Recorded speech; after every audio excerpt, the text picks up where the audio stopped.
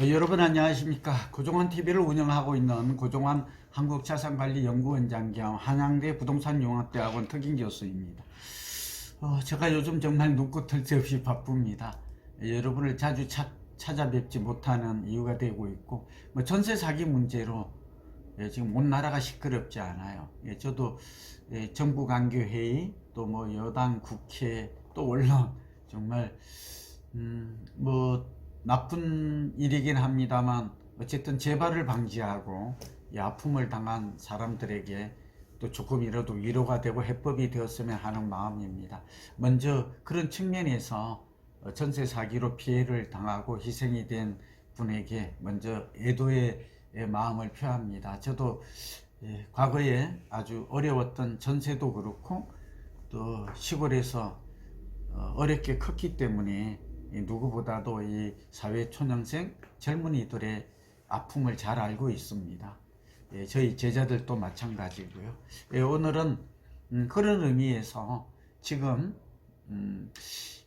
주택시장 바닥을 찍었나, 지금 집을 사도 되나, 오늘 녹화를 하는 때만 해도 아침에 서너 통의 전화를 받습니다. 저희 제자들도 그렇고 또 한양대 부동산융합대학원의 제자들도 그렇고 제가 아는 지인분들도 너무 궁금하니까 전화가 많이 옵니다. 일일이 제가 전화 받고 대응을 할 수가 없는 점을 좀 양해를 부탁드리고요. 오늘 주제, 이 유튜브만 잘 들으셔도 해법을 찾을 것 같습니다. 세 가지 얘기를 좀 준비를 했습니다. 우선 지금 집을 살 때인가 팔 때인가, 제가 앞서 올해 새해에도 얘기를 했습니다만 크게 달라진 시장 흐름은 없습니다. 지금 현황을 잠깐 진단하면 3개월째 한국부동산원 자료에 따르면 시장이 좀 살아나고 있습니다.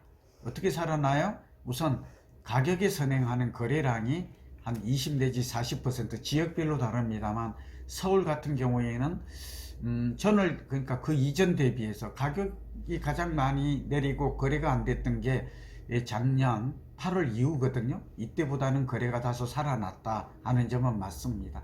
그리고 미분양이 급등하다가 7만 5천, 조금 가구가 하다가 좀 주춤합니다.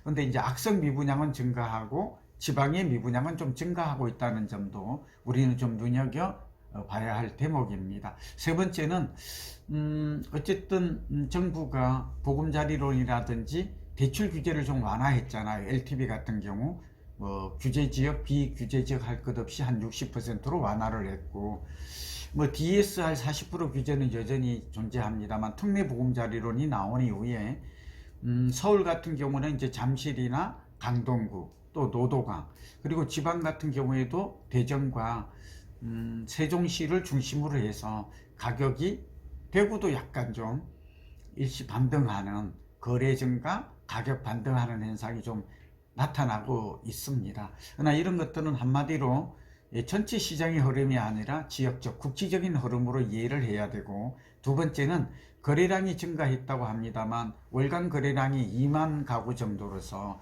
가구의 이 월간 전체 거래량이 8만에서 10만을 생각하면 아직도 절대적으로 부족한 수치입니다. 그러니까 지금 봄이 왔다, 겨울이 지나고 봄이 왔다, 이렇게 진단하기는 어렵습니다. 그 이전에 제가 이런 얘기는 충분히 했기 때문에 다시 좀 반복하지는 않겠습니다만, 어쨌든 첫 번째, 지금 집값 바닥 찍었나? 라는 질문에 대해서는 아직 바닥을 찍었다라고 볼 수가 없습니다. 그 이유는 바닥을 찍었다는 것은 이 세 가지를 충족해야 되는데, 하나는 적어도 거래량이 1분기 내지 2분기 정도 이 평균 거래량을 회복해야 되는데 아직 여기까지는 좀 상당한 거리가 있다라는 말씀을 좀 드리고요. 두 번째는 기간적으로는 올해 상반기까지는 좀 지켜봐야 합니다. 그러니까 데이터의 축적량을 보건대 충분히 판단할 수 있는 데이터 축적이 되어 있지 않다. 막 얼치기들이 지금 좀 3개월째 1월, 2월, 3개월 이렇게 거래량이 좀 증가하고, 또 잠실이나 강동이나 세종시나 또 일부 지역에 집값이 좀 반등을 하니까 이걸 가지고 과대 해석하는 경향도 있다라는 말씀을 좀 드립니다. 두 번째는 아까도 말씀드렸지만 전체 시장을 뒤흔들 정도의 그러한 큰 변화 요인을 찾기가 어렵습니다. 부동산 경기 시장에 미치는 영향은 아시다시피 소득과 인구 구조의 변화라는 이 거시 지표가 있고, 여기에다가 수급과 금리, 유동성, 그 다음에 여기 심리라든지 많은 변화 요인이 작동을 해야 되는데, 지금 현재 강남의 입주 물량이 좀 늘어나서 집값과 전세값이 지금 동반 하락하고 있는 상황에서 다소 좀 일부 지역, 급락했던 지역이 반등하는 걸 가지고 시장에 봄이 왔다, 기지개를 켠다, 본격 반등이다 이렇게 예측하는 건 다소 좀 무리라는 뜻이죠. 그러니까 부동산 시장에 미치는 여러 변화 요인, 영향 요인, 변수라고 하죠. 이를 종합하면 아직은 지표가 뚜렷하게 상향 전환했다고 보기가 어렵죠.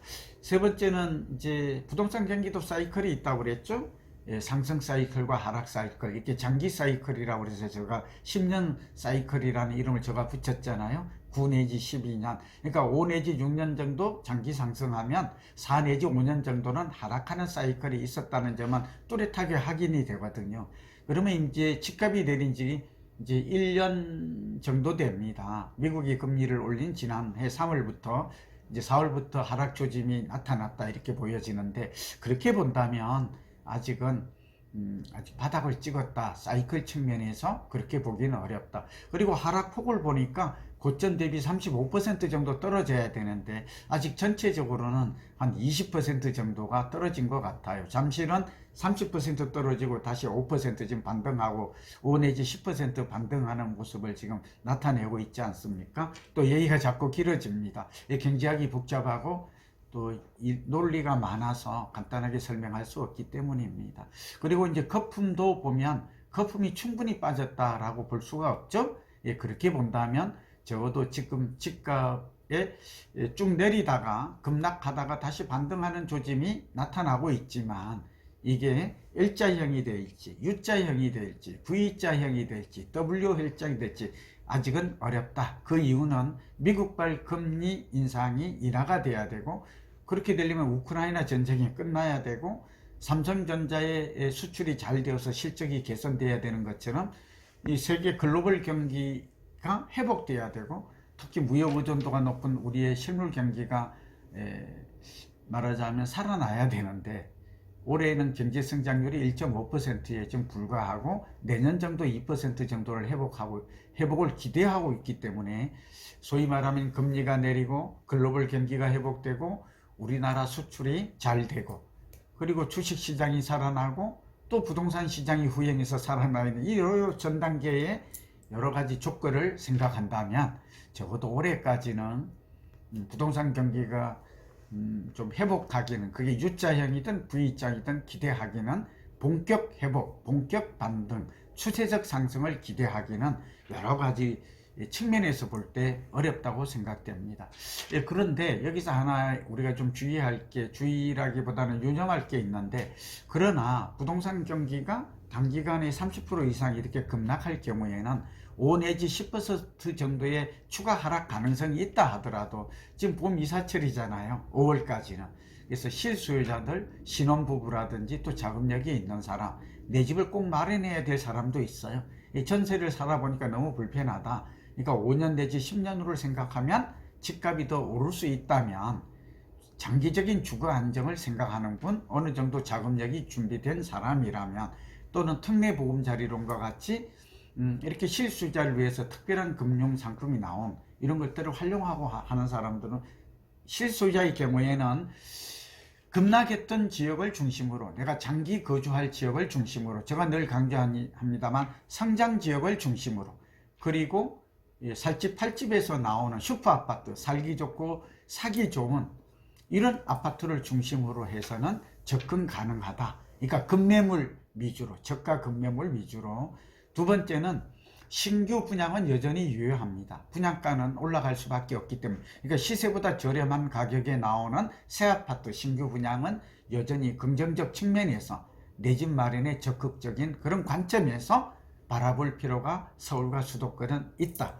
그리고 세 번째가 요새 전세 사기 문제로 이제 경공매가 많이 얘기가 화두가 되잖아요. 그래서 여러분, 권리 분석에 좀 공부가 있고 경험이 있는 분들은 경공매를 통해서 내 집 마련하는 전략 이런 것들은 여전히 유효하고 합리적이고 경제적인 방법이라는 말씀을 드립니다.